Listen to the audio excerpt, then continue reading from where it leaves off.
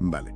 Hemos estado revisando bastante material sobre pedagogías críticas y la verdad es que un nombre salía una y otra vez. Paulo Freire. Sí, es inevitable, ¿verdad? Un referente absoluto. Totalmente. Así que hoy vamos a intentar meternos un poco en sus ideas clave, sobre todo las de La educación como práctica de la libertad, ese libro del 67. Un texto fundamental, sí. La idea es, intentar destilar qué significa eso de una educación para la transformación, para la liberación, qué es lo que él buscaba. Exacto. Y arranca ya muy directo, ¿no? Dice que la educación de verdad es praxis, o sea, reflexión y acción. Eso es. No vale solo pensar ni solo hacer. Tienen que ir juntas para cambiar el mundo. Y que no busca la simple adaptación, ni una modernización así superficial. Busca ruptura, cambio de verdad. Claro, ahí es donde encaja su famosa pedagogía del oprimido.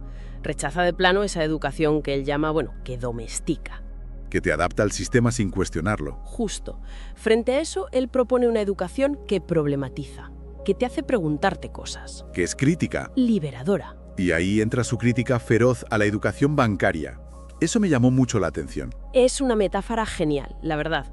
Expliquémoslo un poco, ¿te parece? Porque no es solo memorizar y ya está, no. No, va mucho más allá. La idea bancaria es que el educador es el que sabe, el que tiene el conocimiento y lo deposita en la cabeza del alumno. Como si fuera una cuenta corriente vacía. Exacto. El alumno es un recipiente pasivo. No crea, no transforma, solo recibe y guarda.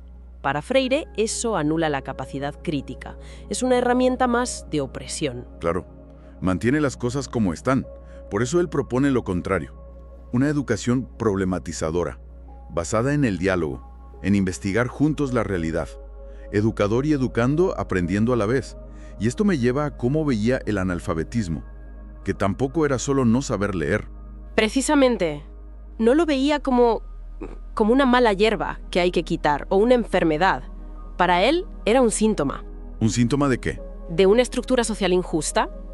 El analfabetismo era la cara visible de la opresión, de la falta de voz. Entiendo. Por eso su método de alfabetización era tan diferente. Claro. Las experiencias aquellas en Brasil que conseguían alfabetizar adultos en 40 y pico días era espectacular. Increíble. Pero el objetivo no era solo que juntaran letras, era que se hicieran dueños de su propia voz, que pudieran leer el mundo, no solo la palabra escrita. Y ahí conectamos con la concienciación, ¿verdad? Otra palabra clave. Fundamental. La concienciación es el corazón de todo. ¿Pero qué es exactamente? Suena a algo más que ser consciente. Sí, mucho más. Es un proceso de liberar la conciencia que está como dormida, oprimida por la realidad. Vale. Implica entender tu propia vida, tu situación, pero de forma crítica. Buscar las causas, las raíces de los problemas sociales y personales. Y sobre todo, sentir que puedes hacer algo para cambiarlo. Es como un despertar, entonces. Un despertar, sí. Un cambio de mentalidad para entender dónde estás y poder actuar.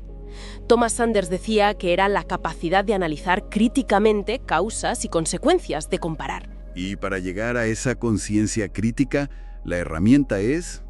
El diálogo. El diálogo. Absolutamente central. Freire insistía mucho. Nadie educa a nadie. Nadie se educa solo. Nos educamos juntos, en comunión, mediatizados por el mundo. Suena muy... horizontal. Totalmente. La educación de verdad es diálogo. Decir tu palabra, expresar tu visión del mundo, es un derecho. Y es el principio de la transformación. Pero no un diálogo cualquiera. No. No. Un diálogo basado en el amor, la humildad, reconocer que no lo sabes todo, la esperanza, la fe en las personas y la confianza. Y lo contrario, lo que él llamaba antidiálogo. ¿Eso es lo propio de la opresión? La comunicación vertical, el comunicado, la imposición, rompe la posibilidad de entenderse y de crear juntos. Es muy interesante cómo Freire no habla en abstracto. Lo sitúa todo en un momento muy concreto de Brasil. Sí, el análisis que hace de la sociedad brasileña de su tiempo es crucial para entender de dónde sale su propuesta. Habla de pasar de una sociedad cerrada a una sociedad abierta. Exacto.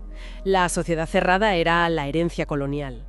Latifundista, muy jerárquica, sin apenas participación popular, antidemocrática, lo que generaba una cultura del silencio. Donde la gente no tenía voz ni voto. Eso es.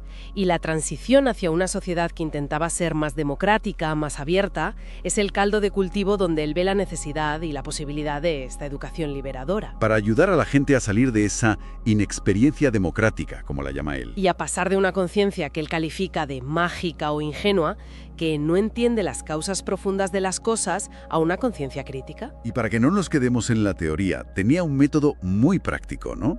Los círculos de cultura, las palabras generadoras. El ejemplo de tijolo, ladrillo, es muy bueno. Sí, es perfecto para ilustrarlo. Partían de situaciones reales, problemas de la gente. Se representaban con dibujos, fotos. Situaciones existenciales las llamaba. Eso. Por ejemplo, alguien construyendo una casa. Se debatía sobre esa imagen, qué significaba para ellos, qué problemas veían. Se descodificaba la situación. Y de ahí salía una palabra importante, como tijolo. Exacto. Se presentaba la palabra escrita, tijolo. Se descomponía en sílabas, se veían las familias de sonidos, ta, te, ti, to, tu, ja, je, ji, jo, ju. Hasta ahí parece un método silábico más o menos normal. Pero lo clave viene ahora. A partir de esas sílabas conocidas, la gente empezaba a formar sus propias palabras, palabras nuevas que tuvieran que ver con su vida, con sus problemas, con sus sueños.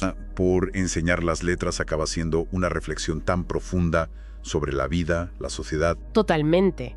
Para Freire, la educación era un acto de amor, decía, y un acto de coraje, porque no puede tener miedo a mirar la realidad de frente, a debatirla, a analizarla. Y su propuesta, aunque tenga décadas, sigue planteando preguntas muy actuales. Sin duda. Nos obliga a pensar para qué educamos hoy. Y quizá, para quienes nos escuchan, queda ahí una reflexión pendiente, ¿no? En esta sociedad nuestra, con tantísima información por todos lados, pero a veces tan pobre en diálogo crítico de verdad. Sí. ¿Cómo podemos hacer para recuperar esa idea de Freire de decir nuestra propia palabra?